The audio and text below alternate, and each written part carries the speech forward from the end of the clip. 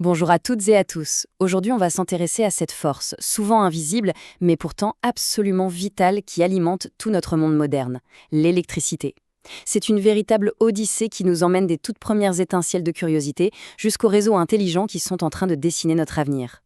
Allez, on plonge ensemble dans cette histoire fascinante. Cette phrase, elle résume parfaitement notre sujet. L'électricité, ce n'est pas juste une question de confort, non, c'est littéralement le flux qui irrigue les veines de notre civilisation technologique. C'est ce qui permet à tout, ou presque, de fonctionner. Sans elle, le monde tel qu'on le connaît aujourd'hui s'arrêterait net. Mais alors, comment est-ce qu'on en est arrivé là?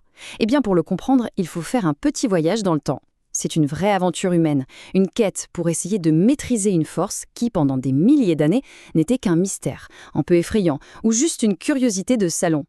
Ce qui est absolument fou avec cette chronologie, c'est l'accélération des découvertes. En moins de 300 ans, on passe de la simple description de l'ambre qui attire des plumes à des inventions qui vont bouleverser la planète. Pensez-y, Gilbert lui donne un nom, Volta lui donne une source continue, Faraday comprend comment la créer à partir du mouvement, et enfin Tesla, lui, il donne à l'industrie le moteur robuste et efficace dont elle rêvait. Chaque étape a ouvert des portes incroyables. Et cette accélération, elle mène à un clash de titans, la fameuse guerre des courants.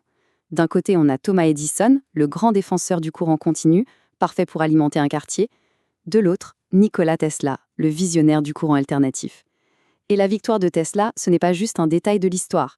C'est grâce à lui, grâce à ce choix, qu'on peut aujourd'hui transporter l'électricité sur des centaines de kilomètres et alimenter des villes entières. Bon, toute cette histoire est passionnante, mais aujourd'hui, qu'est-ce qu'il en reste? À quoi ressemble le génie électrique moderne?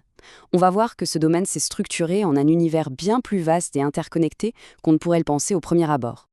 En fait, le génie électrique d'aujourd'hui, on peut dire qu'il repose sur 5 grands piliers.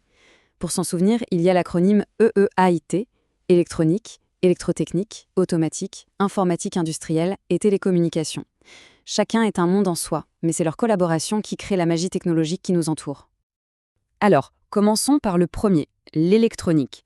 Ici, on parle de basse puissance, de traitement du signal.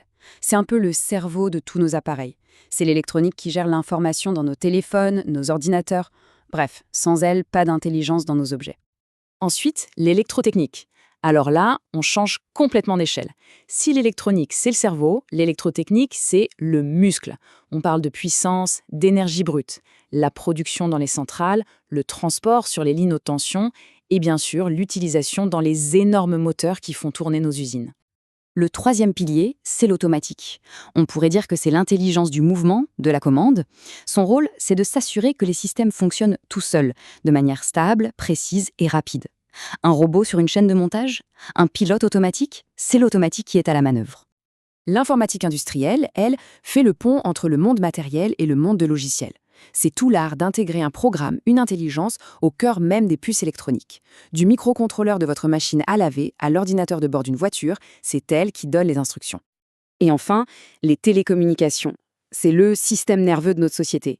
Ce domaine conçoit tous les moyens de faire voyager l'information, que ce soit par la fibre optique ou par la 5G, pour nous connecter les uns aux autres.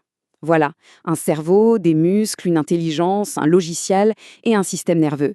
C'est la boîte à outils complète du génie électrique. D'accord, on a tous ces outils.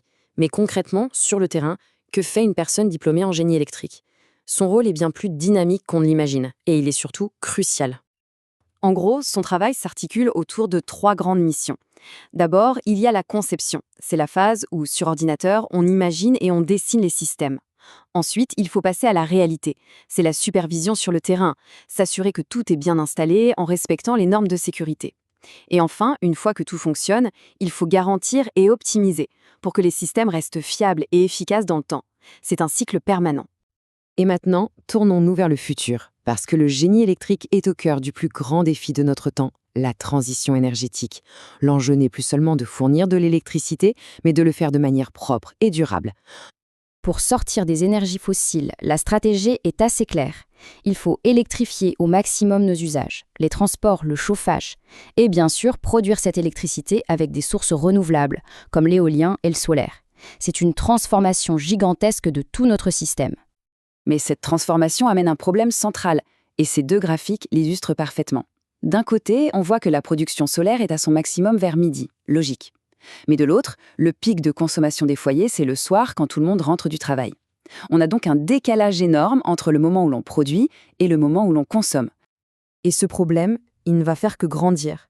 D'ici 2050, certains scénarios estiment que plus de 70% de notre électricité viendra de ces sources renouvelables qui sont par nature variables. Gérer ce décalage devient donc l'enjeu numéro 1. Alors, comment on fait? La solution se trouve dans une branche un peu secrète du génie électrique, mais qui est absolument clé. L'électronique de puissance. C'est elle qui va nous donner les outils pour convertir, contrôler et orienter les flux d'énergie avec une précision incroyable. C'est le véritable chef d'orchestre du réseau de demain. Alors justement, allons voir comment ces héros un peu méconnus de l'électronique de puissance sont en train de construire le réseau du futur. Un réseau qui sera beaucoup plus intelligent, flexible et robuste. Prenez le transformateur par exemple. C'est un équipement de base du réseau depuis plus d'un siècle. Eh bien, sa version moderne, le transformateur statique, ou SST, c'est une petite révolution. Il est plus compact, beaucoup plus réactif, mais surtout, il est intelligent. Il peut gérer des flux d'énergie dans les deux sens, ce qui est crucial pour intégrer par exemple les voitures électriques. Et des voitures électriques, on va en avoir. Rien qu'en France, on s'attend à 18 millions d'ici 2035. Maintenant, imaginez cette flotte immense non plus comme un problème à gérer, mais comme une partie de la solution. Une batterie géante, répartie sur tout le territoire, capable de stocker l'énergie quand elle est abondante et de la restituer en cas de besoin. C'est exactement ça, la flexibilité. On quitte un ancien modèle très rigide où la production devait suivre la consommation à la seconde près. On va vers un système beaucoup plus souple où la consommation s'adapte intelligemment à la production renouvelable. On recharge sa voiture quand il y a du soleil ou du vent, tout simplement. Et ça nous amène à une question de fond pour conclure. En gérant la recharge de notre voiture, en programmant nos appareils électroménagers, chacun d'entre nous devient un maillon actif du système électrique. On passe d'un statut de simple consommateur un peu passif à celui de pilote à notre échelle de notre avenir énergétique. C'est une responsabilité immense, mais aussi une opportunité formidable rendue possible par cette longue et incroyable odyssée du génie électrique.